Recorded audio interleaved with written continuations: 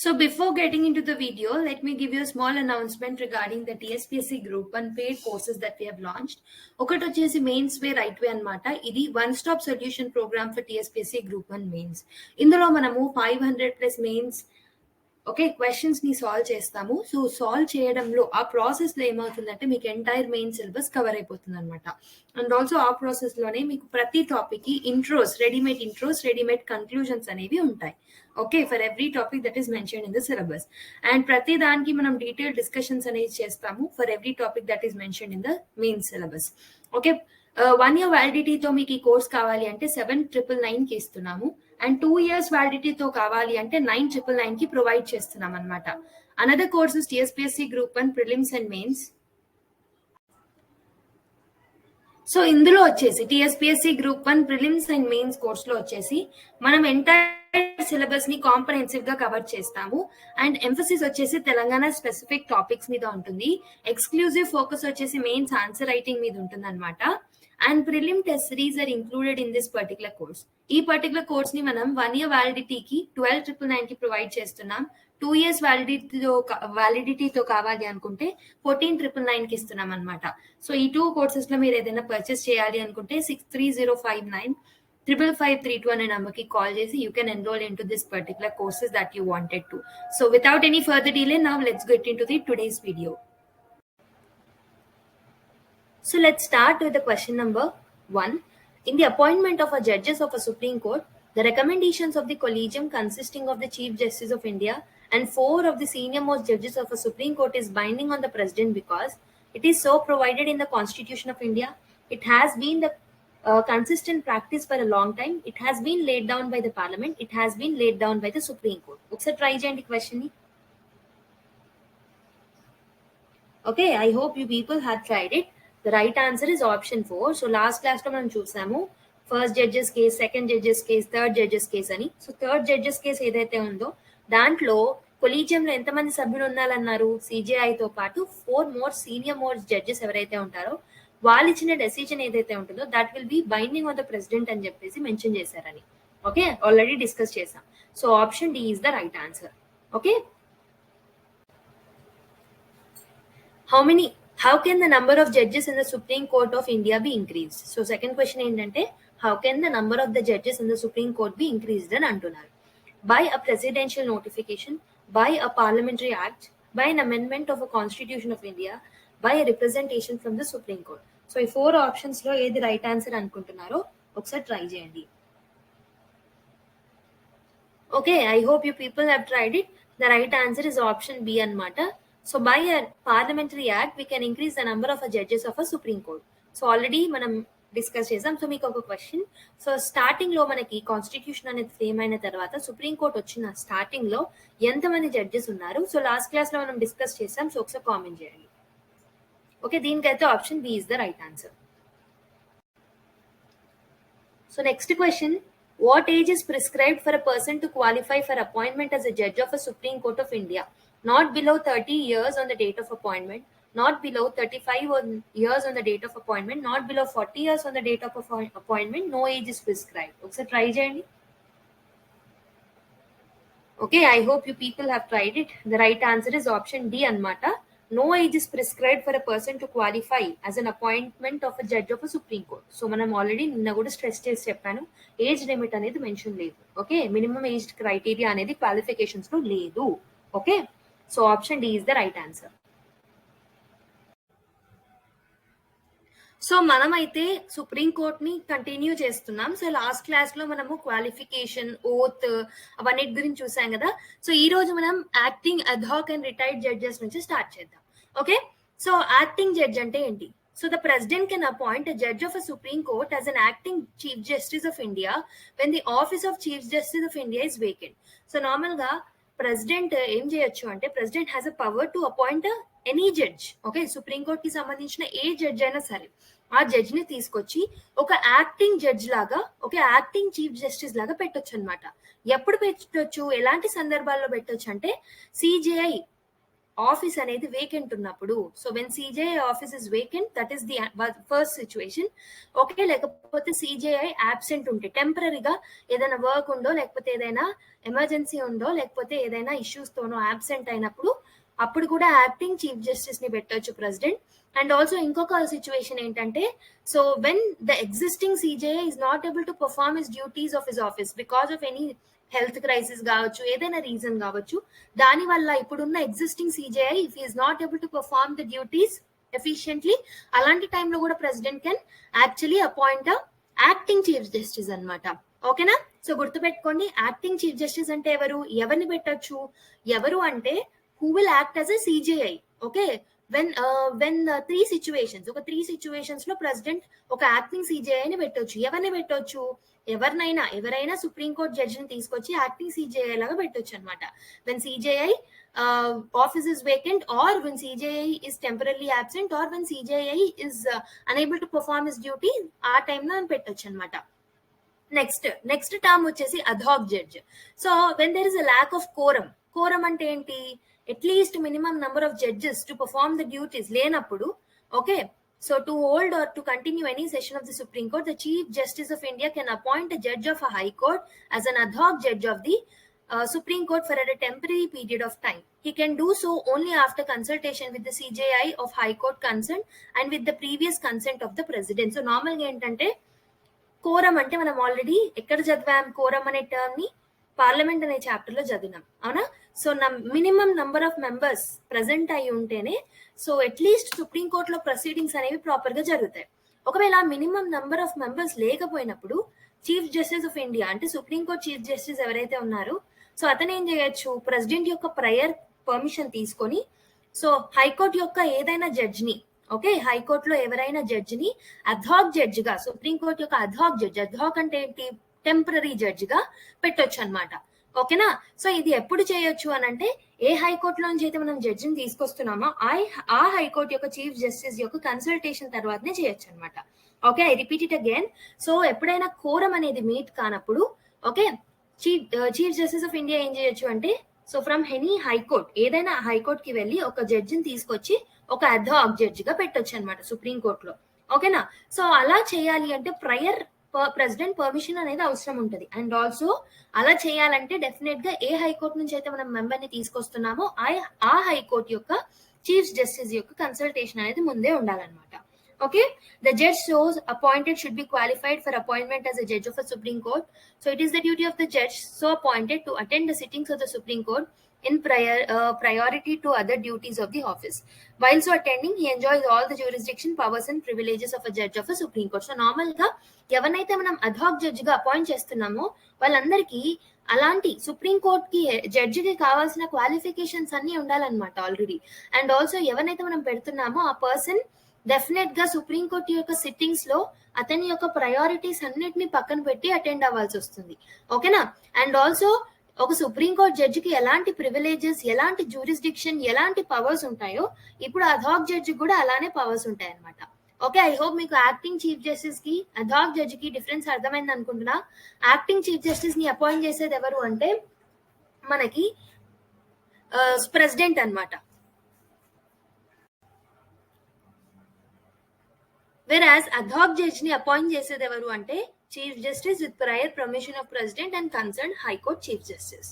Okay, next వచ్చేసి retired judge అనమాట.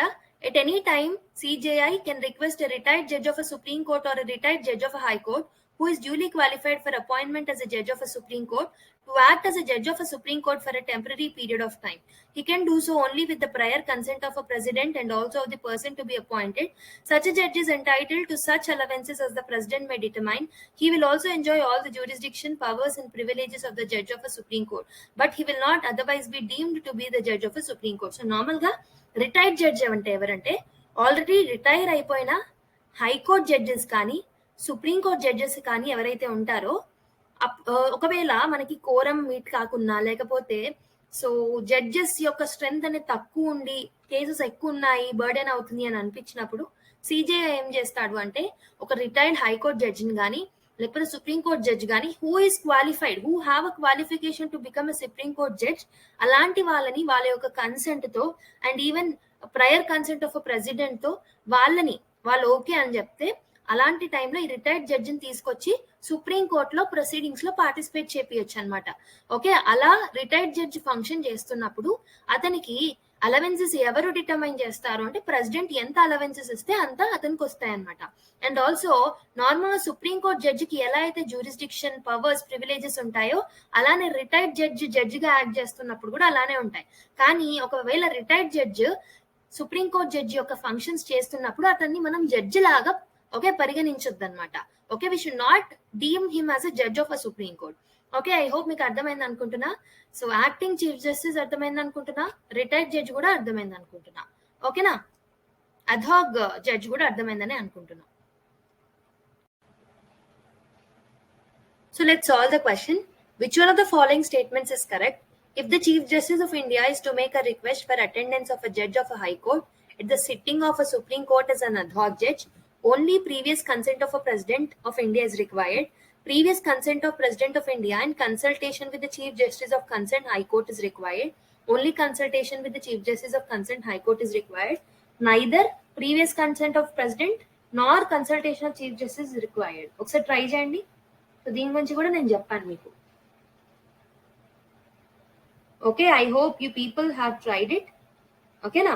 So the right answer is me చూసుకుంటే, so both previous consent of both President of India and also Chief Justice of a concerned High Court is required అన్నమాట. So అందుకే మనకేంటి option number B is the right answer for this particular question. Okay, ఎవరైతే correct గా పెట్టినారో +1 వేసుకోండి. So let's solve the question. Consider the following statements.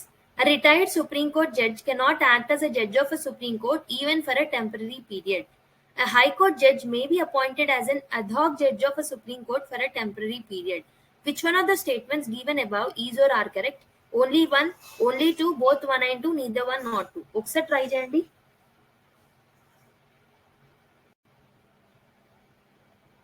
So I hope you people have tried it. The right answer is only two. అవునా, ఇంతకు ముందే చూసాం retired judge for the temporary period of time he can act as a judge. ఓకేనా, so judge గా deem చేయనప్పటికీ that person can act as a judge యొక్క functions ని okay he can do అనమాట. సో ఫస్ట్ స్టేట్మెంట్ తప్పు అవుతుంది. So second statement ఏమవుతుంది? A high court judge may be appointed as an ad hoc judge. Okay, temporary judge గా appoint చేయొచ్చు by CJI can appoint him. So for the supreme court for a temporary period. ఇది కరెక్టే. So only 2 is the right answer. So B is the right answer for this particular question. Okay. Now let us look at the seat and procedure. Seat and procedure of a Supreme Court. First of all, seat of a Supreme Court. So రాజ్యాంగం ఏం చెప్తుంది అంటే seat of a supreme Court is Delhi అని చెప్తుంది అనమాట. So ఢిల్లీని రాజ్యాంగం supreme court యొక్క సీట్ లాగా డిక్లేర్ చేస్తుంది.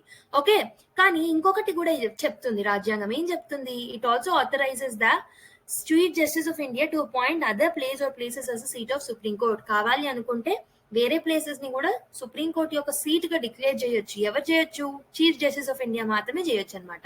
Okay, so he can take decision in the regard only with the prior approval of the president. Again, president యొక్క అప్రూవల్ అనేది ముందే అవసరం ఉంటుంది. ఓకే, సో ఈ ప్రొవిజన్ అనేది ఓన్లీ ఆప్షనల్. కంపల్సరీ ఇంకో సీట్ ని ఓకే పెట్టాలి అని లేదు. It's just temporary an optional provision అనమాట. It's not a compulsory provision. Okay, this means that no court can give any direction either to president or to the chief justice to appoint any other place as a seat of a supreme court. Only CJI మాత్రమే ఆ హక్కు ఉంటుంది.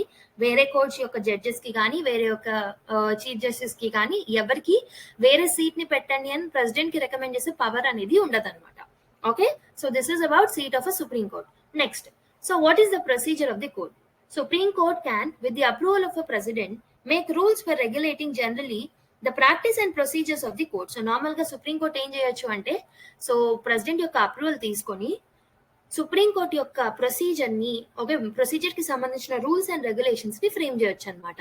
Okay, so the constitutional cases or references made by the president under Article 143 are decided by the bench consisting of at least 5 judges. So normal గా Article 143 కింద ఏదైనా question of లా అన్నప్పుడు, ఏదైనా president కి డౌట్ ఉన్నప్పుడు సుప్రీం కోర్ట్ ని question చేయొచ్చు అనమాట. సో ఒక డెసిషన్ అనేది అడగొచ్చు. హవెవర్ సుప్రీం కోర్ట్ ఇచ్చిన డెసిషన్ ఏదైతే ఉందో it will not be binding on the president. ఖచ్చితంగా చేయాల్సిన అవసరం లేదు, ఎగ్జిక్యూట్ చేయాల్సిన అవసరం లేదు. కానీ ఈ ఆర్టికల్ 143 కింద ఏదైనా కేసుని ప్రెసిడెంట్ రెఫర్ చేసినప్పుడు ఖచ్చితంగా అట్లీస్ట్ 5 మెంబర్స్ ఉన్న బెంచ్ దాన్ని డీల్ చేయాలన్నమాట. ఆర్టికల్ 143 కింద all other cases are decided by the single judges and division benches. So మిగతా కేసెస్ అన్ని సింగిల్ జడ్జెస్ కానీ డివిజన్ బెంచెస్ తో కానీ డీల్ చేస్తూ ఉంటారు. సో జడ్జ్మెంట్స్ ఏమో they are delivered by the open court. All judgments are made by a majority vote, but if differing, then the judges can give dissenting judgments or opinions.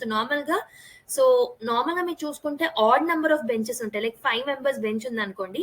So మనకి odd number ఉన్నప్పుడు ఏంటంటే మనకి ratio అనేది ఇప్పుడు 3:2 లేకపోతే 1:4 ఇలా వస్తాయి అనమాట. ఇప్పుడు 3:2 వచ్చింది. ఒకవేళ 6 మెంబర్స్ ఉన్నారు అనుకోండి 3:3 ఉంటుంది. అలాంటి టైంలో మనకి ప్రాబ్లం అవుతుంది కదా. అందుకే మాక్సిమం నెంబర్ ఆఫ్ బెంచెస్ ఏవైతే ఉంటాయో మాక్సిమం ఆడ్ నంబర్స్ గా ఉంటాయి అనమాట. సో దట్ జడ్జ్మెంట్ అనేది క్లియర్ గా ఎఫిషియెంట్ గా క్విక్ గా అయిపోతుంది కాబట్టి. సో మెజారిటీ ఓటింగ్ ని బట్టి మనం డిసైడ్ చేస్తాము. ఇప్పుడు ఒక క్వశ్చన్ ని సాల్వ్ చేయండి. So consider the following statements. The supreme court of India can SIT only in Delhi. The Supreme Court of India can sit in another places other than Delhi, which the Chief Justice of India may appoint with the approval of a president. The Parliament may make provisions for conferring supplemental powers upon the Supreme Courts. Which one of the following statements above is or are correct? 1, 3, 2, 3, only 2. Only 3. ఒకసారి try చేయండి. I hope you people have tried it. The right answer is 2 and 3 అన్నమాట. So only in Delhi అంటున్నాడు, అది తప్పు. So నేను ఇంతకు ముందే చెప్పాను, ఢిల్లీలోనే కాదు, సిజేఐ అనుకుంటే వేరే ప్లేసెస్ లో కూడా seat of supreme court can be made. So second one is right. కాబట్టి ఫస్ట్ స్టేట్మెంట్ తప్పు అవుతుంది, 1 ఉంది కాబట్టి. సో ఫోర్త్ స్టేట్మెంట్ కూడా తప్పు అవుతుంది. సెకండ్ అండ్ థర్డ్ మిగులుతాయి. అండ్ థర్డ్ కరెక్ట్ అయితే మనకి ఆన్సర్ వచ్చేస్తుంది. So the Parliament may make provisions for conferring supplemental powers upon the Supreme Court. So Supreme Court ki supplementary powers, extra powers ni iche right Parliament ku untundi gaani. So Parliament cannot decrease the jurisdiction of the Supreme Court. Idi gurtu pettukondi. So 2 and 3 is the right answer anamata. So option B is the right answer for this particular question. So independence of Supreme Court, this is another interesting topic. So మీకు గుర్తుంటే NJAC గురించి చెప్పినప్పుడు ఎన్జేఏసీని unconstitutional గా supreme court declare చేసిందని చెప్పాను. అవునా, ఎందుకు declare చేసిందని చెప్పాను? So it is unconstitutional and also it is hampering the independence of the supreme court అని. అవునా, so independence of the supreme court అంటే ఏంటి? సో నార్మల్ గా మనకి 3 ఆర్గన్స్ ఆఫ్ ది గవర్నమెంట్ ఉంటాయి. జ్యుడిషియరీ ఉంటుంది, ఎగ్జిక్యూటివ్ ఉంటుంది అండ్ ఆల్సో పార్లమెంట్ ఉంటుంది. నార్మల్ గా మన దగ్గర ఎలా ఉంటుంది అంటే సపరేషన్ ఆఫ్ పవర్స్ అనేది ఉంటుంది and also checks and balances అనేవి ఉంటాయి. సో ఈ ఫ్రేమ్వర్క్ లోనే మన డెమోక్రటిక్ ఇన్స్టిట్యూషన్స్ అనేవి నడుస్తూ ఉంటాయి. సో నార్మల్ గా సపరేషన్ ఆఫ్ పవర్స్ అంటే ఏంటంటే కొన్ని ప్రొవిజన్స్ ఆఫ్ జ్యుడిషియరీ, కొన్ని ప్రొవిజన్స్ ఆఫ్ ఎగ్జిక్యూటివ్, కొన్ని provisions of parliament or legislative ఏదైతే ఉన్నాయో ఈ ఆర్గన్స్ లో ఉన్న కొన్ని ప్రొవిజన్స్ లో వేరే ఒక ఆర్గన్ ఇంటర్ఫియర్ అవ్వడానికి వీలు ఉండదు అనమాట. ఎందుకంటే in order to maintain it independence, వేరేవి ఇంటర్ఫియర్ అయ్యాను అనుకోండి అవి ఎఫిషియెంట్ గా ఫంక్షన్ చేయలేవు. అవునా, ఈవెన్ ఎగ్జిక్యూటివ్ కి కూడా అలానే ఉంటుంది, ఈవెన్ లెజిస్లేటివ్ కి కూడా అలానే ఉంటుంది. So that is separation of powers. However కొన్ని ప్రొవిజన్స్ లో ఒక దాని మీద ఒకటి చెక్ పెట్టొచ్చు అనమాట. ఇప్పుడు ఎగ్జిక్యూటివ్ ఏదైనా చేస్తే లెజిస్లేటివ్ కెన్ క్వశ్చన్ అవర్స్ లాగా 0 hours through it can question. If judiciary ఏదైనా జడ్జెస్ తప్పు చేసినప్పుడు లెజిస్లేటివ్ ఏం చేస్తుంది, ఇంపీచ్ చేస్తుంది, అంటే జడ్జెస్ ని రిమూవ్ చేస్తుంది. అది ఎవరి చేతిలో ఉంటుంది, లెజిస్లేటివ్ చేతిలో ఉంటుంది. అవునా, సో లెజిస్లేటివ్ అండ్ ఎగ్జిక్యూటివ్ ఏమైనా తప్పు చేసినప్పుడు ఏదైనా ఒక యాక్ట్ ని తీసుకొచ్చినప్పుడు అది అన్కాన్స్టిట్యూషనల్ కాన్స్టిట్యూషనల్ డిక్లేర్ చేసేది ఎవరు, జ్యుడిషియరీ. అంటే సో చెక్స్ అండ్ బ్యాలెన్సెస్ ఉంటాయి అండ్ సపరేషన్ ఆఫ్ పవర్స్ కూడా ఉంటాయి.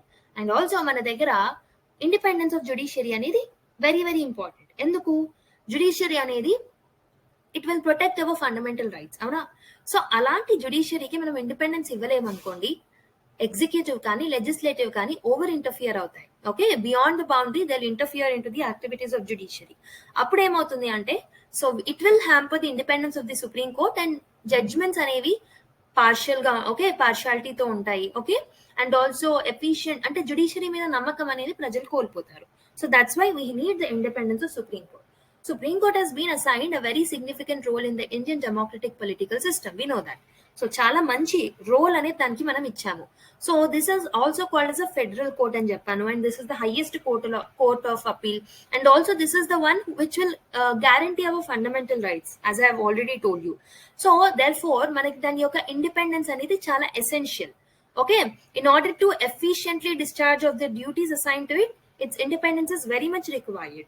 Okay, it should be free from the encroachments, pressures and interference of the executive and the legislative organs. So normal ga executive కానీ legislature కానీ so దాంట్లో over interfere ఉండకుండా ఉండాలి అంటే దాని యొక్క ఇండిపెండెన్స్ అవసరం అనమాట. అలానే మనకు రాజ్యాంగం కూడా దాని యొక్క ఇండిపెండెన్స్ ని మెయింటైన్ చేయడానికి సర్టన్ ప్రొవిజన్స్ ని ప్రొవైడ్ చేసి ఉంటుంది అనమాట. It should be allowed to do justice without fear or favor. So favorable గా ఎవరికి ఫేవరబుల్ గా కాకుండా ఎవరికి భయపడకుండా దాని జడ్జిమెంట్స్ అనేవి ఇస్తూ ఉండాలి, అవునా? సో మనకి రాజ్యాంగం ఏం చేసింది, in order to ensure this independence కొన్ని ప్రొవిజన్స్ అనేది ఇచ్చింది అనమాట. Okay, in order to protect the independence of the supreme court. So అవేంటో చూద్దాం. First of all regarding mode of appointment. Okay, so judge of a supreme court are appointed by the president, which means the cabinet in consultation with the members of a judiciary itself.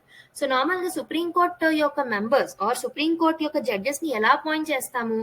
Okay, executive ante president will appoint. However, president evari yokka advice తీసుకోవాలి, collegium అంటే judiciary యొక్క advice తీసుకొని president చేయాలి తప్పితే president యొక్క own discretion తోని judges ని appoint చేసే రైట్ ప్రెసిడెంట్ కి లేదు. అంటే మోడ్ ఆఫ్ అపాయింట్మెంట్ లో it is protecting it's independence, దాని డెసిషన్స్ దాన్ని తీసుకోవడానికి వీల్ అనేది మనకు రాజ్యాంగం కలుగజేసింది అనమాట. So this provision curtails the absolute discretion of the executive. So executive organ కి డిస్క్రిషనరీ పవర్స్ అనేది మనం ఎక్కువగా ఇవ్వాలి in order to protect the independence of the Supreme Court.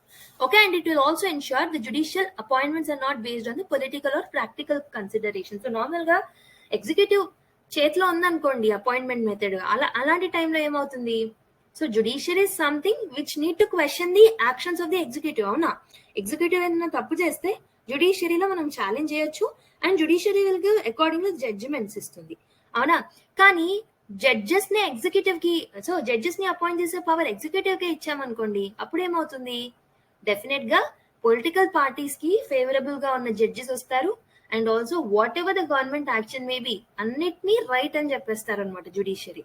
So అది ఓకే, అలా మనకి ఫేవర్ గవర్నమెంట్ కి ఫేవర్ చేస్తూ with fear of the government అలా వర్క్ చేయొద్దు కాబట్టి మోడ్ ఆఫ్ అపాయింట్మెంట్ అనేది జుడిషియరీకి వీలుగా ఉంటుంది అనమాట. ఐ హోప్ మీకు అర్థమైందని అనుకుంటున్నా.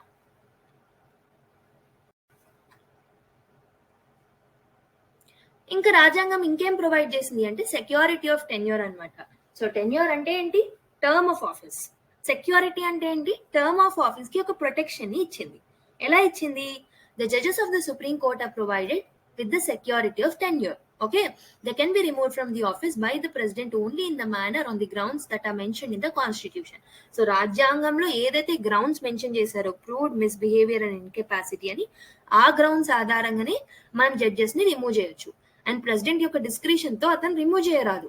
లెజిస్లేటివ్ లో ఒక ప్రాసెస్ అనేది నడుస్తుంది.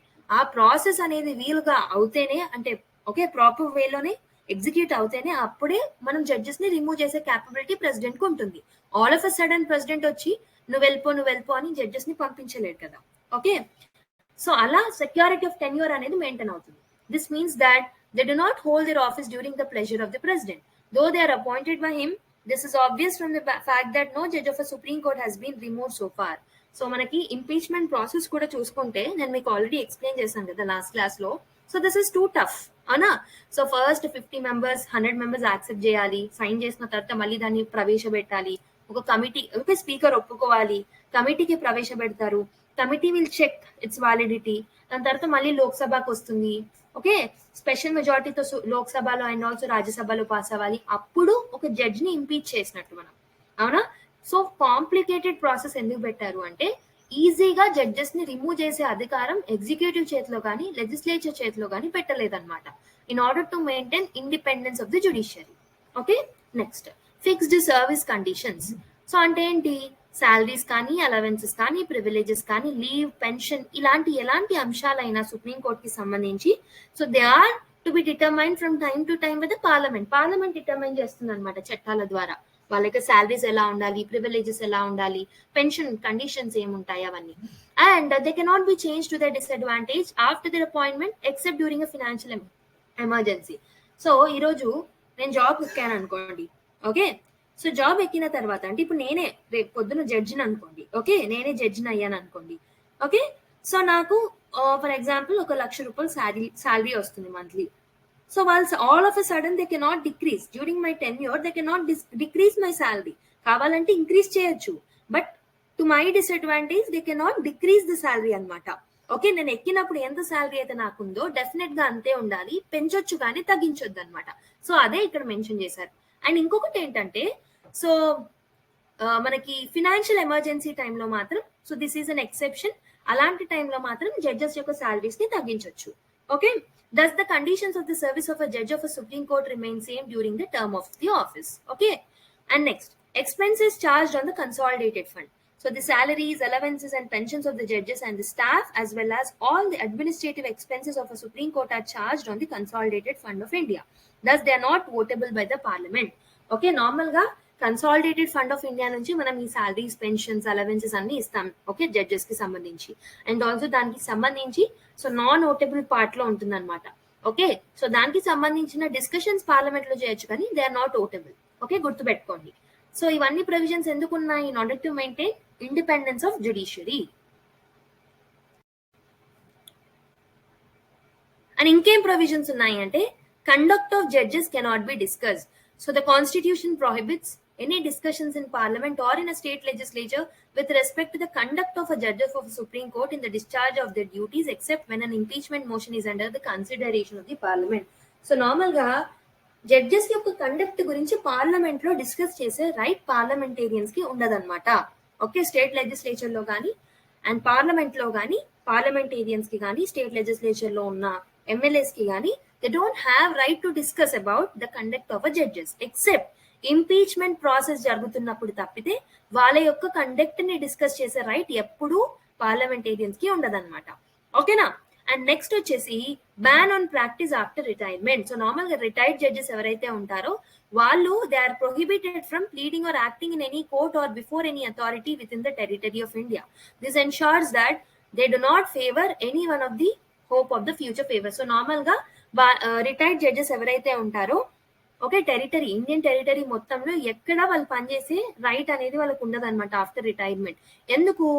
సో వాళ్ళు పదవీ కాలంలో ఉన్నంత కాలం, అంటే వాళ్ళు వాళ్ళ జాబ్ లో ఉన్నంత కాలం, జడ్జిగా పనిచేస్తున్నంత కాలం, సో ఫ్యూచర్ ని దృష్టిలో పెట్టుకొని, ఓకే నేను రిటైర్ అయిన తర్వాత నాకు వీళ్ళు ఫేవర్ చేస్తా అన్నారు, సో నేను ఇప్పుడు వాళ్ళకి ఫేవర్ చేస్తే నా రిటైర్మెంట్ తర్వాత వాళ్ళు నాకు ఫేవర్ చేస్తారు. సో ఈ మైండ్ సెట్ తో పని చేయదు కాబట్టి రిటైర్మెంట్ తర్వాత ప్రాక్టీస్ అనేది బ్యాన్ చేశారనమాట వీళ్ళకి. ఓకే, ఐ హోప్ మీకు అర్థమైంది అనుకుంటున్నా.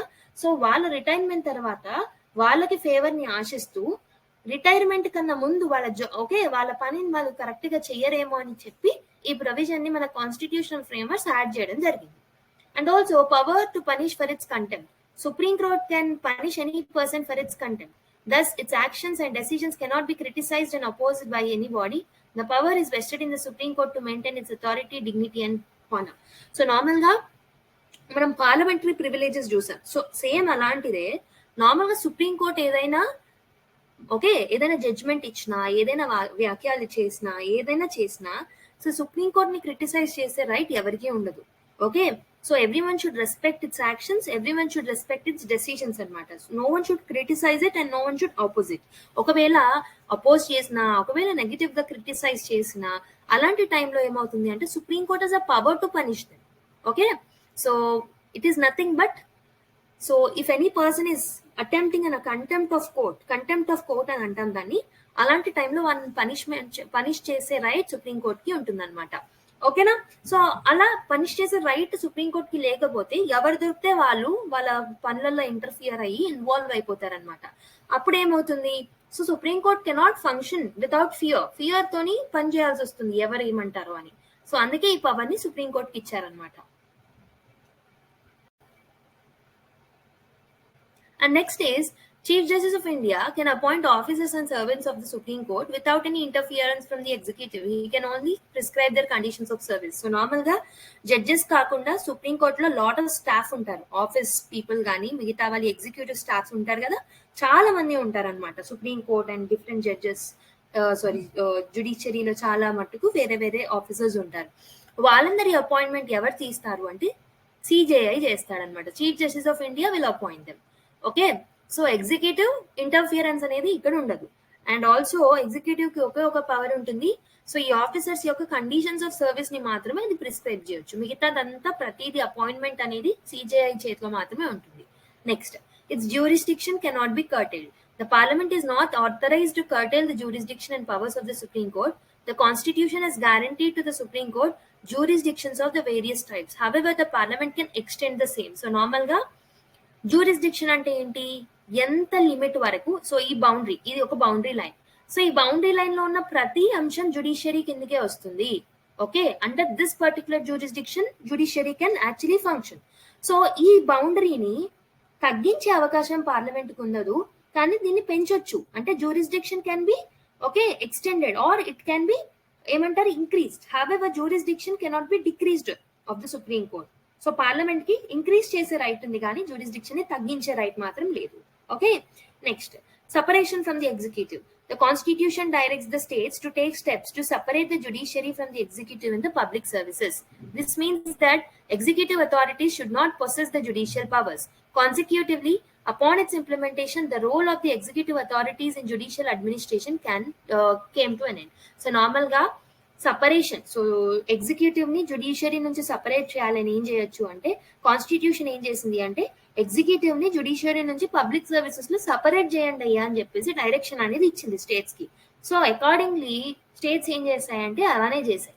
ముందు మనకి బ్రిటిషర్స్ ఉన్న కాలంలో ఒకే మనిషి చేతిలో ఎగ్జిక్యూటివ్ పవర్స్ ఉండేవి, ఒకే మనిషి అదే మనిషి చేతిలో జుడిషియల్ పవర్స్ కూడా ఉండేవి. సో అలా మనకు రాజ్యాంగం ఏం చెప్పింది, అలా ఒకే పబ్లిక్ సర్వీస్ లో పబ్లిక్ సర్వెంట్స్ లో రెండు ఫంక్షన్స్ ని పెట్టకుండా రెండింటిని క్లియర్ కట్ బైఫర్కేషన్ అనేది చేయండి. ఎగ్జిక్యూటివ్ పవర్స్ ఓన్లీ ఎగ్జిక్యూటివ్ ఉండాలి, జుడిషియరీ పవర్స్ జుడిషియరీకి మాత్రమే ఉండాలని చెప్పేసి ఒక స్టాండ్ అనేది కాన్స్టిట్యూషన్ తీసుకుందనమాట. ఓకే, సో నెక్స్ట్ క్వశ్చన్ చూద్దాం ఇప్పుడు. Consider the following statements. Parliament can extend but cannot curtail the jurisdiction and power of the Supreme Court. Second statement, no discussion can take place in the Parliament with respect to the conduct of any judge of a Supreme Court in the discharge of his duties. Third statement ఏమంటున్నాడు, a retired judge of a Supreme Court cannot appear or plead in any court or before any authority within the territory of India. So fourth statement, the salaries and allowances of a judges of a Supreme Court are charged on the consolidated fund of India. So ఇక్కడ ఏమంటున్నాడంటే 4 statements ఇచ్చారు. Which of the statements are correct, ఇచ్చిన వాటిల్లో ఎన్ని statements correct అని చెప్పేసి అడుగుతున్నారు. So option ఏలో 1, 2, 3 and 4, సెకండ్ ఆప్షన్ లో 1 and 2, option C 1 and 3, option D వచ్చేసి 2 and 4. సో మీరు ఏం చేస్తారంటే ఒకసారి పాజ్ చేసుకొని వీడియో ట్రై చేయండి, సో క్వశ్చన్ ట్రై చేయండి. So I hope you people have tried it. The right answer is option A అనమాట, 1, 2, 3, 4. సో మనము ఇంతకు ముందు ఇండిపెండెన్స్ ఆఫ్ జుడిషియరీలో భాగంగా ఈ పర్టికులర్ దాన్ని డిస్కస్ చేసాం. సో అందరు దాన్ని మెయిన్స్ టాపిక్ అనుకుంటారు, కానీ సో ఇలాంటి స్టేట్మెంట్ వైజ్ క్వశ్చన్ అనలిటికల్ గా వచ్చినప్పుడు ఇలాంటి టైప్ ఆఫ్ క్వశ్చన్స్ కూడా వస్తాయి మనకి. So parliament can extend but cannot curtail the jurisdiction of the power of the supreme court. So ఇది ఆల్రెడీ చెప్పాను, జ్యూరిస్డిక్షన్ ని సుప్రీం కోర్ట్ యొక్క జ్యూరిస్డిక్షన్ ని ఇంక్రీజ్ చేయొచ్చు పార్లమెంట్, బట్ దాన్ని డిక్రీజ్ చేసే రైట్ పార్లమెంట్ కి లేదు. అండ్ ఆల్సో ఒక రిటైర్డ్ జడ్జ్ ఎవరైతే ఉంటారో సుప్రీం కోర్ట్ జడ్జ్, సో అతను he cannot he cannot practice after its retirement. So adi kuda correct. So third statement kuda correct.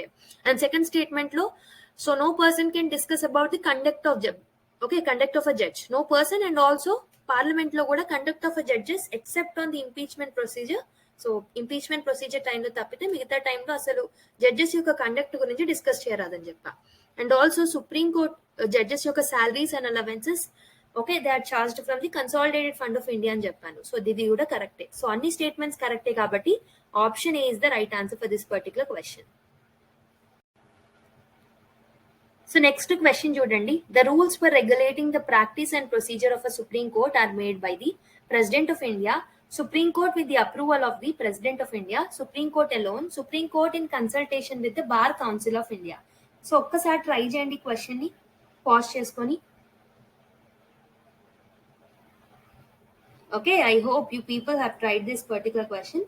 So మనకి answer వచ్చేసి supreme court with the approval of the president of India can deal with the okay practice and procedure of supreme court అనమాట. So Supreme court president యొక్క approval తోని దాని యొక్క rules and regulations ఏవైతే ఉంటాయో procedure యొక్క rules and regulations దాన్ని it can actually make అనమాట. So option B is the right answer for this particular question. Okay, so next ఏంటంటే assertion the rule making power of a Supreme Court is not subject to any law made by the Parliament of India. So reasoning ఏంటంటే only an impartial and independent judiciary can protect the rights of an individual without fear or favor. So both A and R are individually true and R is the correct explanation of A. Both A and R are individually true but R is not the correct explanation of A. A is true but R is false. A is false but R is true. So try చేయండి question. So the right answer is A is false but R is true అనమాట. A is false but R is true. So మనకి fourth statement అనేది correct. So rule making power of a Supreme Court is not subject to any law made by the Parliament అనేది constitution లో mention లేదు. Okay, rule making power of a supreme Court is there. Okay, supreme Court కే ఉంటుంది with the approval of a president, but it can be subjected to any law made by the Parliament అనమాట కొన్నిసార్లు.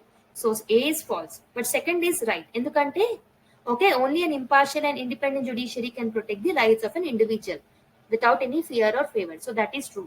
So A is false but R is true. Say okay na? So option D is the right answer. So let's see the next topic, jurisdiction and powers of a Supreme Court anamata.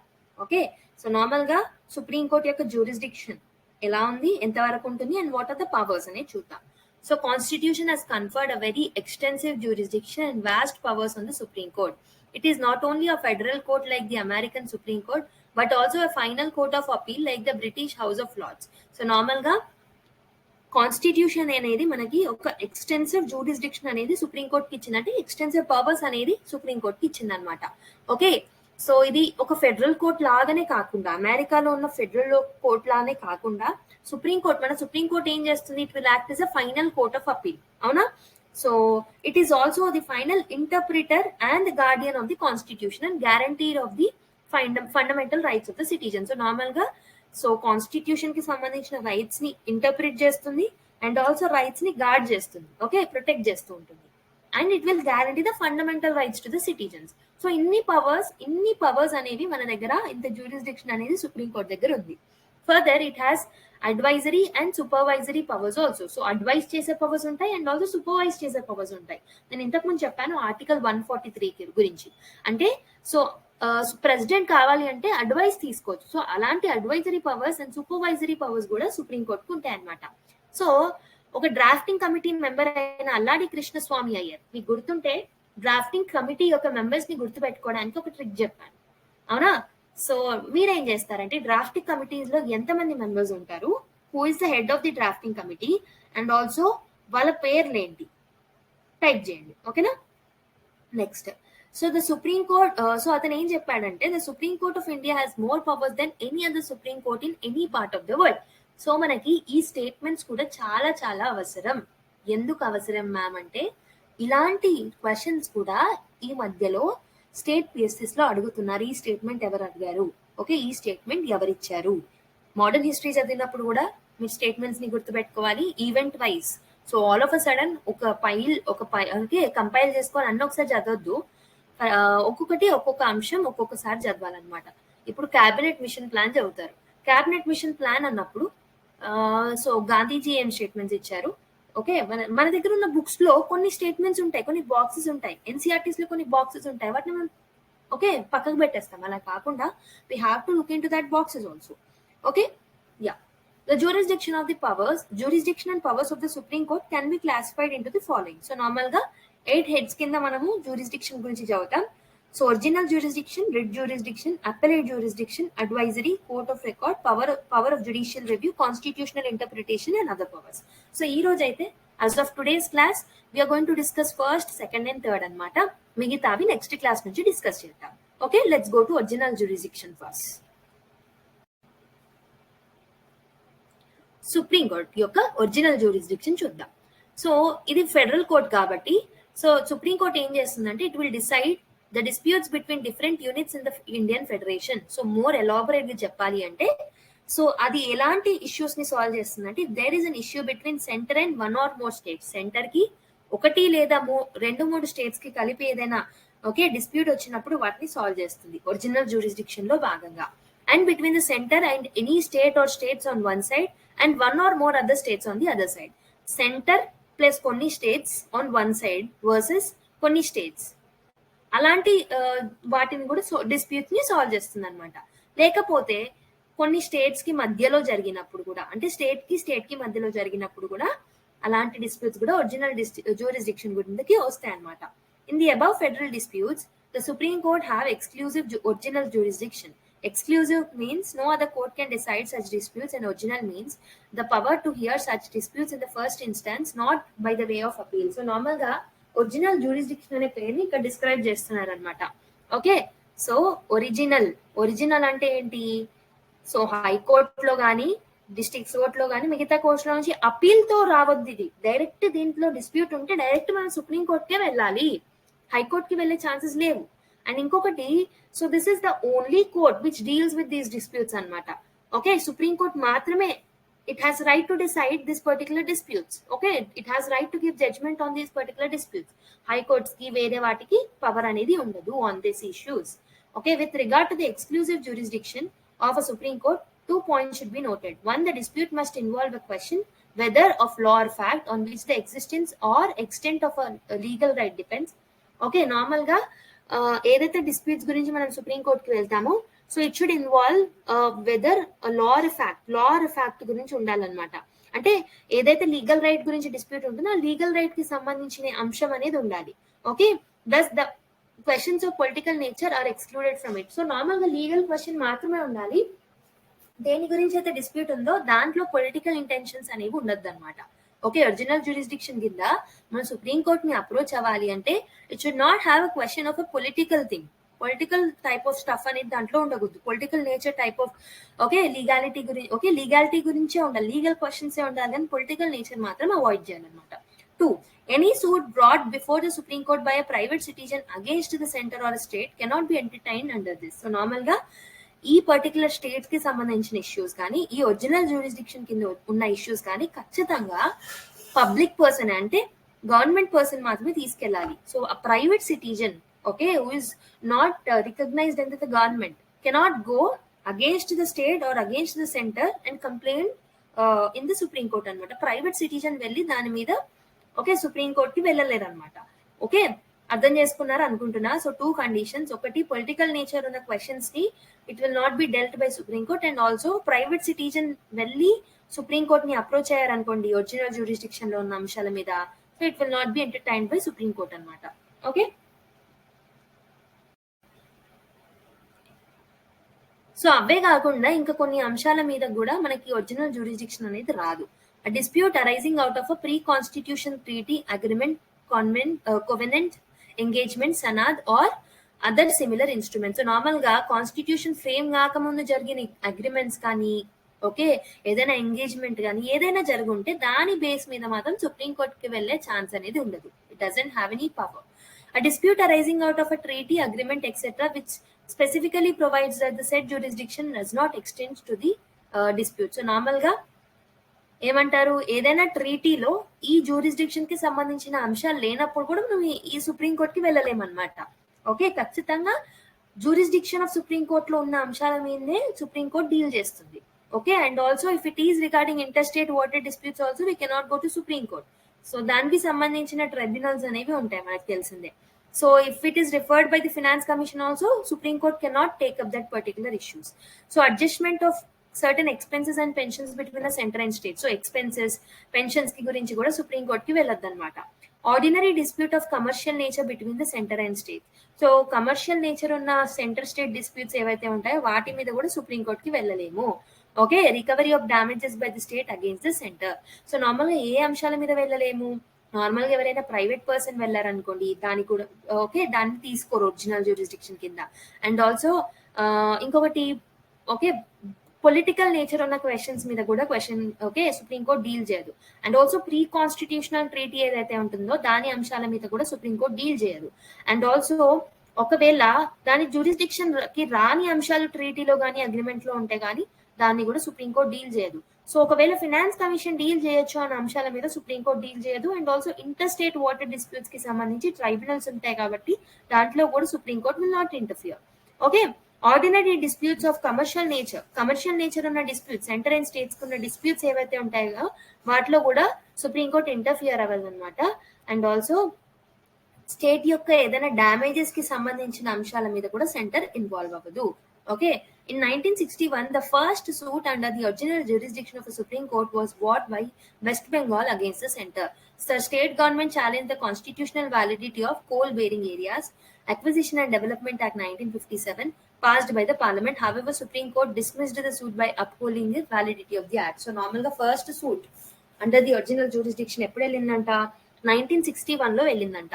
So against ఎవరు తీసుకెళ్లారు? West Bengal government తీసుకెళ్ళింది. కానీ దాన్ని supreme court it has dismissed. ఎందుకంటే దాని jurisdiction లోకి రాలేదు and conditions ని ఫుల్ఫిల్ చేయలేదు కాబట్టి okay it was dismissed by the supreme court. Okay, so ఇప్పుడు ఈ క్వశ్చన్ సాల్వ్ చేయండి. Consider the following statements. The Supreme Court has original jurisdiction in any disputes between the Government of India and one or more states. The Supreme Court has original jurisdiction in any disputes between the Government of India and any state or states on one side and one or more other states on other. The Supreme Court has original jurisdiction in any dispute between the Government of India and any corporation or individual on one side and on one or more states on the other. The Supreme Court has original jurisdiction in any disputes between two or more states. So which of the following statements are correct?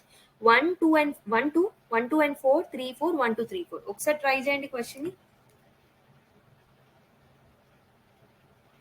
So I hope you people have tried this particular question.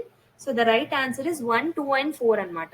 Okay, నేను మీకు already చెప్పాను state కి సంబంధించిన అంశాలు and also state కి మధ్యలో ఉన్న అంశాల మీద మాత్రమే సుప్రీం కోర్ట్ డీల్ చేస్తుందండి. So option B is the right answer for this particular question.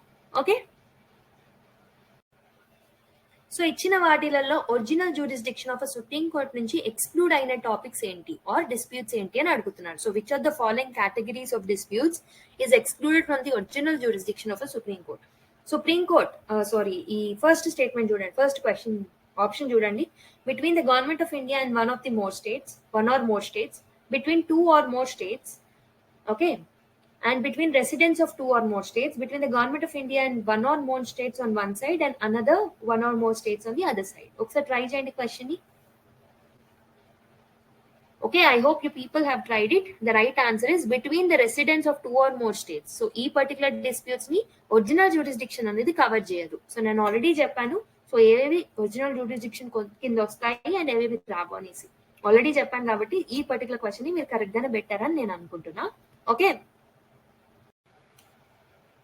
so which one of the following statements is correct? The original jurisdiction of a Supreme Court is unlimited. A dispute between one state and another state can only be dealt with the Supreme Court. The Supreme Court must admit appeal from any judgment or an order made by any court. All courts including the Supreme Court are bound by a Supreme Court decision. Okay na, ఒకసారి try చేయండి. Okay, so the right answer is ఏది correct అని అన్నాడు కాబట్టి answer is B అన్నమాట. A dispute between one state and another state can only be dealt with the Supreme Court is the right one. Okay, so original jurisdiction of Supreme Court is unlimited కాదు, చాలా exceptions ఉన్నాయి. Supreme Court must admit appeal from any appellate jurisdiction గురించి తర్వాత చూద్దాం. Next, all courts including the Supreme Court are bound to Supreme Court decision అంటే కాదు. So excluding the supreme court all the other court, supreme కోర్టే decision చెప్పినప్పుడు so మళ్ళీ దానికి bound అని చెప్పడానికి స్పెసిఫిక్ ఏం లేదు కదా. So D is wrong. So B is only the right answer అనమాట. Okay, so next writ jurisdiction గురించి చూద్దాం. So the constitution has constituted the Supreme Court as the guarantor and the defender of a fundamental rights of a citizen. So normal గా so fundamental rights కి సంబంధించిన గ్యారంటీర్ గా లేకపోతే defender గా Supreme court ని constitute చేసింది మన రాజ్యాంగం. ఓకే, సో నార్మల్ గా రిట్ జ్యూరిస్డిక్షన్ గురించి రిట్స్ గురించి ఆల్రెడీ చెప్పాను మీకు. ఓకేనా, సో ఫండమెంటల్ రైట్స్ గురించి డిస్కస్ చేసినప్పుడే రిట్స్ గురించి ఆల్రెడీ చెప్పాను. సో మనకి ఏమేమి రిట్స్ ఉంటాయి? Habeas corpus, mandamus, prohibition, quo warranto, certiorari. Okay, for the enforcement of fundamental rights, these writs are given to the Supreme Court. Okay, in this regard, the Supreme Court has an original jurisdiction in the sense that an aggrieved citizen can directly go to the Supreme Court, not necessarily by the way of appeal. Ante writ jurisdiction unte direct గా fundamental rights deprive అయినప్పుడు ఒక person direct గా original గానే okay writs ని కోరుతూ supreme కోర్టుకి వెళ్ళొచ్చు అనమాట. However the writ jurisdiction of a supreme Court is not exclusive one. The high courts are also empowered to issue writs for the enforcement of the fundamental rights. So మనకి original jurisdiction లో mention చేసిన specific అంశాలు ఏవైతే ఉన్నాయో high courts కి అక్కడ power లేదు, కానీ ఇక్కడ స్పెసిఫిక్ గా writs jurisdiction even high courts కి కూడా ఉంటుంది అనమాట. ఆ చేంజ్ ని గుర్తుపెట్టుకోండి. ఓకే, ఆ డిఫరెన్స్ ని మీరు ఐడెంటిఫై చేయండి. It means when the fundamental rights of a citizen are violated, the aggrieved person has option of moving either to the high court or supreme court directly. అంటే ఖచ్చితంగా హైకోర్టుకి వెళ్ళి హైకోర్టు నుంచి అప్పీల్ చేసుకోవాల్సిన అవసరం లేదు. హైకోర్టు కైనా వెళ్ళొచ్చు, సుప్రీం కోర్టు కైనా వెళ్ళొచ్చు, ఎక్కడికైనా వెళ్ళొచ్చు. ఓకేనా, గుర్తుపెట్టుకోండి. So therefore, the original jurisdiction of a Supreme Court with regard to the federal disputes is different from that of the original jurisdiction with regards to disputes relating to the fundamental rights. అంటే writ jurisdiction అనేది high courts తో సహా supreme courts కి కూడా ఉంటది. అంటే ఇది exclusive right ఏం కాదు. వెర్ యాజ్ మనకు ఒరిజినల్ జ్యూరిస్డిక్షన్ ఏదైతే మనం కొన్ని ఫెడరల్ డిస్ప్యూట్స్ గురించి మెన్షన్ చేసామో, లైక్ స్టేట్ కి స్టేట్ మధ్యలో ఉన్న డిస్ప్యూట్స్ ని, స్టేట్ కి సెంటర్ కి, several states and several states plus centre కి, అవన్నీ ఏవైతే ఉన్నాయో అవి ఎక్స్క్లూజివ్ గా సుప్రీం కోర్ట్ కి మాత్రమే రైట్ ఉంటుంది. వెరాజ్ రిట్ జ్యూరిస్డిక్షన్ ఈవెన్ హైకోర్ట్ కి కూడా ఉంటుంది అని చెప్పేసి చెప్తున్నారు. So it is in the first case it is exclusive and in the second case it is concurrent with the high court jurisdiction. Moreover the parties involved in the first case are units of the federation, well in the second case it is between the citizen and the government. So first case అంటే ఏంటి? Original jurisdiction లో federal federal structure గురించి or federal disputes ఏవైతే ఉంటాయో, అంటే centre కి states కి మధ్యలో గొడవలు, సెంటర్ ప్లస్ స్టేట్స్ కి అండ్ ఇంకొన్ని స్టేట్స్ కి మధ్యలో గొడవలు, ఓకే, అండ్ ఆల్సో స్టేట్ కి మధ్యలో ఉన్న డిస్ప్యూట్స్, ఇవన్నీ ఏంటి? ఫెడరల్ ఫీచర్స్, అంటే ఫెడరల్ స్ట్రక్చర్ లో ఉన్న డిస్ప్యూట్స్, అంటే సెంటర్ కి అండ్ స్టేట్స్ కి మధ్యలో ఉన్న డిస్ప్యూట్స్ అనమాట. ఓకేనా? సో వెరాజ్ ఇన్ ద సెకండ్ కేస్ అంటే ఈ రిట్ జ్యూరిస్డిక్షన్ లో ఎవరికి డిస్ప్యూట్స్ అనేవి వస్తాయి? గవర్నమెంట్ కి అండ్ ఆల్సో గవర్నమెంట్ అంటే ఇక్కడ ఏంటి? Central or state government and citizens, వీళ్ళ మధ్యలో వచ్చిన ఫండమెంటల్ రైట్ డిస్ప్యూట్స్ అనేవి రిట్ జ్యూరిస్డిక్షన్ లో ఉంటాయి. Therefore there is also a difference between the writ jurisdiction of a Supreme Court and that of the High Court. నేను ఏం చెప్పాను? Writ jurisdiction అనేది సుప్రీం కోర్ట్ కు ఉంటుంది అండ్ హై కోర్ట్ కి కూడా ఉంటుంది. So Supreme court can issue writs only for the enforcement of the fundamental rights. Supreme court ఏమో రిట్స్ ని ఫండమెంటల్ రైట్స్ కోసం ఇష్యూ చేస్తే, హై కోర్ట్ ఏమో even for the other purpose, so along with the fundamental rights వేరే purposes కోసం కూడా issue చేయొచ్చు అనమాట. Okay, so it means that the writ jurisdiction of the high court is wider than that of the supreme court. So నేను ఇది మీకు writs గురించి చెప్పినప్పుడు కూడా క్లియర్ గా చెప్పాను. హైకోర్టు యొక్క రిట్ జ్యూరిస్డిక్షన్ అనేది it is wider than the Supreme Court writ jurisdiction anamata. But the Parliament can confer on the Supreme Court the power to issue writs for the purposes also. So normal ga parliament ఏం చేయొచ్చు అంటే Supreme court కి writ jurisdiction యొక్క scope ని పెంచొచ్చు, వేరే purposes కోసం కూడా సుప్రీం కోర్ట్ యొక్క స్కోప్ ని పెంచొచ్చు అనమాట కావాలి అనుకుంటే. ఎవరు పెంచొచ్చు? పార్లమెంట్. ఓకే, సో నేను ఏమేమి చెప్పాను? Original jurisdiction in case of federal disputes, so దీంట్లో ఓన్లీ సుప్రీం కోర్ట్ కి రైట్ ఉంటుంది. And original jurisdiction with respect to writ jurisdiction only, so both supreme court కి అండ్ హై కోర్ట్ కి ఉంటుంది. Supreme court కి only with respect to fundamental rights ఉంటుంది, వెరస్ high court కి fundamental rights తో పాటు మిగతా ఇష్యూస్ కి కూడా ఉంటుంది.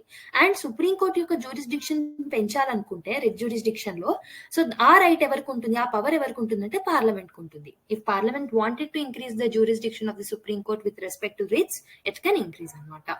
ఓకే, ఐ హోప్ మీకు ఇక్కడ వరకు అర్థమైందని అనుకుంటున్నా. Next, appellate jurisdiction anamata. As mentioned earlier, the Supreme Court has not only succeeded the Federal Court of India but also replaced the British Privy Council as the highest court of appeal. And meeku already cheppanu. So manaki Government of India Act of 1935 కన్నా ముందు, అది రాకముందు మనకి British యొక్క privy council అనేది it's the highest court of appeal అనమాట. అంటే federal court లో ఏదైనా ఇష్యూస్ వచ్చాయనుకోండి, ఈ జడ్జ్మెంట్స్ ని మనం ఎక్కడ అపీల్ చేసుకోవచ్చు? బ్రిటిష్ యొక్క ప్రైవీ కౌన్సిల్. అంటే నిజాలకి మాట్లాడుకోవాలంటే మన యొక్క సుప్రీం కోర్ట్ అనేది it has replaced British privy council అనమాట, నాట్ ఫెడరల్ కోర్ట్. ఓకే, అంటే it's the highest court of appeal. The supreme Court is primarily a court of appeal and hears appeal against the judgments of the lower courts. It enjoys a wide appellate jurisdiction which can be classified into 4 heads. So normal ga high courts lo or lower courts lo ఉన్న judgment ఇచ్చిన judgments ని మనం ఎక్కడ final appeal ఎక్కడ చేసుకోవచ్చు అంటే Supreme Court లో చేయొచ్చు అన్నమాట. సో దాన్ని మనం 4 హెడ్డింగ్స్ గురించి ఓకే 4 హెడ్డింగ్స్ లో చదువుతాం ఆ అప్పలేట్ జ్యూరిస్డిక్షన్ కి సంబంధించి. ఒకటి వచ్చేసి appeals regarding the constitutional matters, appeals regarding the civil matters, appeals regarding the criminal matters and appeals regarding the special leaves అన్నమాట. Okay so first constitutional matters లో అపలేట్ జ్యూరిస్డిక్షన్ అనేది ఎలా ఉంటుందో చూద్దాం. So in the constitutional cases an appeal can be made to the Supreme Court against the judgment of a High Court if the High Court certifies that the case involves a substantial question of law that requires the interpretation of the Constitution. Based on the certificate, the party in case can appeal to the Supreme Court on the ground that the question has been wrongly decided. So normal గా మన దగ్గర almost 4.3 crore cases pending లో ఉన్నాయన్నమాట. Okay more than 4.3 crore cases అనేవి pending లో ఉంటాయి Indian judiciary. So ఇన్ని cases pending లో ఉన్నప్పుడు ప్రతి ఒక్కటి మనం సుప్రీం కోర్టులో అపీల్ చేయలేము. So if high court feels that this question is to be okay interpreted by the supreme court, okay supreme కోర్టే దీన్ని డీల్ చేయాలి అని అనిపించినప్పుడు సుప్రీం కోర్ట్ కి అపీల్ చేయొచ్చు అనమాట. ఓకే అంటే కాన్స్టిట్యూషనల్ మ్యాటర్స్ లో హైకోర్ట్ దేన్ని అపీల్ చేయొచ్చు సుప్రీం కోర్ట్ కి అంటే so if it feels that if it సర్టిఫైస్ that this particular okay ఈ పర్టికులర్ అంశం అనేది it needed to be okay interpreted by the supreme court అని అన్నప్పుడు అలాంటి టైంలో అగ్రైవ్డ్ పర్సన్స్ ఎవరైతే ఉంటారో they can go to the supreme court అనమాట. ఓకే ఇది ఖచ్చితంగా సుప్రీం కోర్టే ఓకే ఇంటర్ప్రిట్ చేయాలి అని అనిపించినప్పుడు హైకోర్ట్ విల్ సర్టిఫై ఇట్ అనమాట. Okay if it required the substantial question of law and that particular substantial question if it is needed to be interpreted by the Supreme Court only, then that matters can be appealed to the Supreme Court. Okay.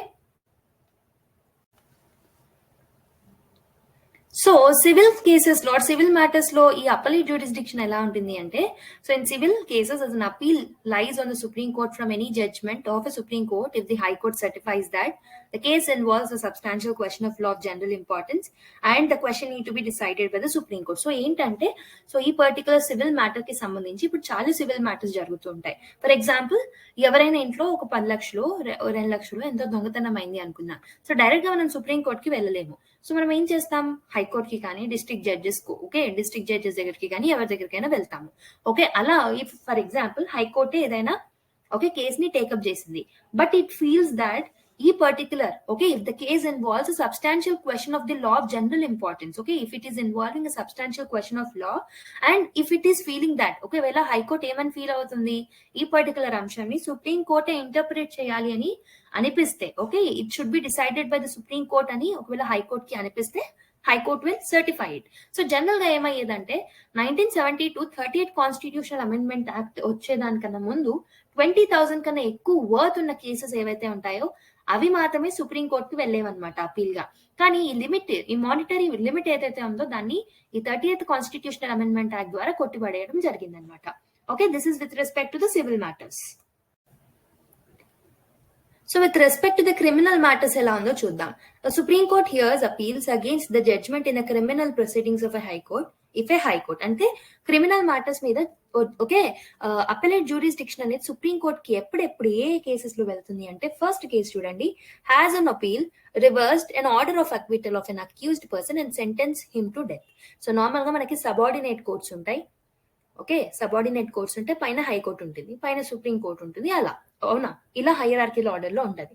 For example subordinate court లో ఏమైంది ఒక person ని okay if a person is acquitted ఓకేనా so ఒక person ని acquit అయిన తర్వాత ఇతనికి ఆపోజిట్ ఉన్న పర్సన్ ఎవరైతే ఉంటారో లేకపోతే ఎవరైనా ఒకవేళ ఈ కేస్ ని హైకోర్టులో అపీల్ చేశారనుకోండి, హైకోర్టులో అపీల్ చేసిన తర్వాత హైకోర్ట్ ఈ అక్విట్ సబార్డినేట్ కోర్ట్స్ ని అక్విట్ చేసిన సబార్డినేట్ కోర్ట్ లో అక్విట్ చేయబడిన పర్సన్ ని హైకోర్టులో ఒకవేళ రివర్స్ జడ్జ్మెంట్ ఇచ్చారనుకోండి అంటే సబార్డినేట్ కోర్ట్ ఏమో అక్విట్ చేసింది, ఒకవేళ అదే పర్సన్ ని హైకోర్టులో అపీల్ చేసిన తర్వాత హైకోర్టు ఒకవేళ డెత్ పెనాల్టీ ఇచ్చింది అనుకోండి అప్పుడు ఆ aggrieved person can appeal that particular case into the supreme court. Okay I hope మీకు అర్థమైందని అనుకుంటున్నా. ఒకవేళ సబార్డినేట్ కోర్ట్ ఏదైతే ఉందో అది ఒక పర్సన్ ని అక్విట్ గా డిక్లేర్ చేసింది. ఓకే సో దాని తర్వాత ఒక పర్సన్ వచ్చేసి ఎవరైనా వచ్చి ఈ పర్టికులర్ కేస్ ని హైకోర్టులో అపీల్ చేసుకున్నారు అనుకుందాం. అప్పుడు హైకోర్టు ఏం చెప్పింది ఆ కేసు విన్న తర్వాత సబార్డినేట్ కోర్టు ఇచ్చిన జడ్జిమెంట్ ని రివర్స్ చేసి ఏం చెప్తుంది? ఈ పర్సన్ ని డెత్ పెనాల్టీకి గురి చేయండి, అంటే this person should be given death penalty అని చెప్పేసి హైకోర్టు చెప్పింది అనుకోండి. ఆ అగ్రైవ్డ్ పర్సన్ ఎవరైతే ఉన్నారో he can appeal that particular case to the supreme court. So this is the first condition. Next, it has taken before it self any case from any subordinate court and convicted the accused person and sentenced him to death. So normal గా ఈ కేసులో, ఇప్పుడు first కేసులోనేమో ఎవరైనా హైకోర్టులో appeal చేసిన తర్వాత death sentence ని declare చేస్తారు. వెరస్ ఇన్ సెకండ్ కేసులో మళ్ళీ సుప్రీంకోర్టు ఉంటుంది, హైకోర్టు ఉంటుంది, సబార్డినేట్ కోర్ట్స్ ఉంటాయి. సబార్డినేట్ కోర్టు ఒక కేసుని టేకప్ చేసేటప్పుడే, ఆ టేకప్ చేసే క్రమంలోనే, ఇది జడ్జిమెంట్ ఇవ్వక ముందే ఈ కేసుని హైకోర్టు తీసుకొని ఆ పర్సన్ కి, ఓకే, ఎవరైతే పర్సన్ మీద కేసు జరుగుతుందో ఆ పర్సన్ కి డెత్ సెంటెన్స్ ని ప్రకటించినప్పుడు ఆ aggrieved person he can appeal into the supreme court అనమాట. ఫస్ట్ కేసులోనేమో హైకోర్టు కి అపీల్ చేసుకున్న తర్వాత జడ్జిమెంట్ ఇస్తుంది high court. Whereas in the second case appeal చేసుకోక ముందే సబార్డినేట్ కోర్టులో జరుగుతున్న ఒక కేసుని తనంతట తాను తీసుకొని తనే జడ్జిమెంట్ ఇచ్చి, ఆ జడ్జిమెంట్ లో ఆ పర్సన్ కి డెత్ పెనాల్టీ ఇచ్చింది అనుకోండి, ఆ అగ్రైవ్డ్ పర్సన్ ఎవరైతే ఉన్నారో he can appeal to the supreme court. So this is the second case. Next, when certifies that the case is a fit for one for appeal to the Supreme Court. So ఒకవేళ హైకోర్టే feel అయింది అనుకోండి, ఇది ఖచ్చితంగా supreme కోర్టులో appeal చేసుకోవాలని, ఆ టైంలో supreme court కి అపీల్ చేసుకోవచ్చు అనమాట with respect to the criminal matters. So ఈ 3 కండిషన్స్ ని గుర్తుపెట్టుకోండి. Okay, so in the first 2 cases, an appeal lies to the Supreme Court as a matter of right without any certificate of the High Court. But if the High Court has reversed the order of conviction and ordered the acquittal of the accused, there is no right to appeal to the Supreme Court. So normally ఇప్పుడు నేను ఏదైతే 2 cases చెప్పానో మీకు, అంటే హైకోర్టులో death penalty ఇచ్చారని చెప్పాను 2 కేసులు, అలాంటి టైంలో మనము డైరెక్ట్ గా సుప్రీం కోర్టులో అపీల్ చేసుకోవచ్చు. వెరాజ్ రివర్స్ అయింది అనుకోండి, ఫర్ ఎగ్జాంపుల్ సబార్డినేట్ కోర్టులో డెత్ పెనాల్టీ ఇచ్చారు, ఓకే, దాని తర్వాత ఇది హైకోర్టు కి అపీల్ చేసుకున్నప్పుడు హైకోర్టు ఒకవేళ ఈ పర్సన్ ని అక్విట్ గా డిక్లేర్ చేసింది అనుకోండి, అంటే ఆ డెత్ పెనాల్టీని తీసేసి రివర్స్ జడ్జిమెంట్ ఇచ్చింది అనుకోండి, ఆ టైంలో ఈ పర్టికులర్ కేసులో you can not appeal to the supreme court అనమాట. ఆ కేసు అక్కడికి ఎండ్ అయిపోతుంది. ఓకేనా? ఈ కేసులో ఏంటంటే సబార్డినేట్ కోర్టు డెత్ పెనాల్టీ ఇచ్చినప్పుడు హైకోర్టు ఆ పర్సన్ ని అక్విటెడ్ గా డిక్లేర్ చేసినప్పుడు అప్పుడు సుప్రీం కోర్టులో అపీల్ చేసుకునే రైట్ అనేది ఉండదు. Okay, 1970, the Parliament has enlarged the criminal appellate jurisdiction of a Supreme Court. Accordingly, an appeal lies to the Supreme Court from the judgment of the High Court if the High Court. అంటే 1970లో appellate jurisdiction, so parliament ఏం చేసింది, appellate jurisdiction of the supreme court ని పెంచింది అనమాట. ఎలా పెంచింది, ఏ aspects లో పెంచింది అంటే, has an appeal reversed an order of acquittal of an accused person and sentenced him to imprisonment for life for more than 10 years. అంటే ఏంటి, మళ్ళీ సబార్డినేట్ కోర్ట్ కేసు తీసుకుందాం. సబార్డినేట్ కోర్ట్ ఉంది, ఓకే, హైకోర్టు ఉంటుంది, పైన సుప్రీం కోర్ట్ ఉంటుంది. So ఇక్కడ ఏంటంటే సబార్డినేట్ కోర్ట్ ఒకవేళ ఒక పర్సన్ ని అక్విట్ గా డిక్లేర్ చేసిన తర్వాత ఇంకొకరు వచ్చి దీన్ని హైకోర్టులో అపీల్ చేసుకున్నారు అనుకుందాం. ఓకే, హైకోర్టు ఒకవేళ డెత్ సెంటెన్స్ కాకుండా death sentence or life imprisonment of more than 10 years ఇచ్చింది అనుకోండి, అలాంటి సమయంలో కూడా ఈ aggrieved person can actually appeal the case into the supreme court అనమాట. ఆ పర్టికులర్ ప్రొవిజన్ ని 1970 ద్వారా తర్వాత పార్లమెంట్ ద్వారా యాడ్ చేశారు. అండ్ ఇంకొకటి ఏంటంటే, so if the subordinate courts, so second case నేను ఇంతకు ముందు చెప్పాను కదా, సబార్డినేట్ కోర్టు కేసు డిస్కస్ చేసే సమయంలోనే హైకోర్టు దానంతలదే ఆ కేసుని టేకప్ చేసుకొని డెత్ పెనాల్టీ ఆఫ్ 10 years ఇచ్చినప్పుడు కూడా aggrieved person can approach to the supreme court అనమాట. అంటే డెత్ పెనాల్టీయే కాదు, in both of the cases 10 years కన్నా ఎక్కువగా లైఫ్ ఇంప్రిజన్మెంట్ వచ్చినప్పుడు కూడా అపీల్ చేసుకోవచ్చు అనే ఒక ప్రొవిజన్ ని ఎక్స్ట్రా యాడ్ చేశారు, గుర్తుపెట్టుకోండి. ఓకే, ఇప్పుడు కొన్ని క్వశ్చన్స్ ని సాల్వ్ చేద్దాం. So which one of the following is directly related to the appellate jurisdiction of a Supreme Court of India? Appeals made in civil, criminals and constitutional cases, appeals made in constitutional cases only, adjudication of disputes between the union and the states, adjudication of a disputes between the states. Oksa try cheyandi question ni. Okay, I hope you people have tried it. ఇప్పుడే మనం చదివాం appellate jurisdiction of a Supreme Court కింద మనకి criminal cases, civil cases and also constitutional cases 3 C's వస్తాయి అనమాట. All of the 3 will come కాబట్టి option A is the right answer. Okay, ఎవరైతే right గా పెట్టారో +1 వేసుకోండి. So appellate jurisdiction of a supreme court in appeals from High Court is regard to the civil matters pertains only to a substantial question of law, question of fact, mixed question of fact and law. ఒకసారి try చేయండి. So I hope you people have tried it. The right answer is substantial question of law అని చెప్పాను. So మీకు ఇంతకు ముందే చెప్పాను కాబట్టి, so I think you don't need to have a further explanation. So option A is the right answer. Okay. Next question.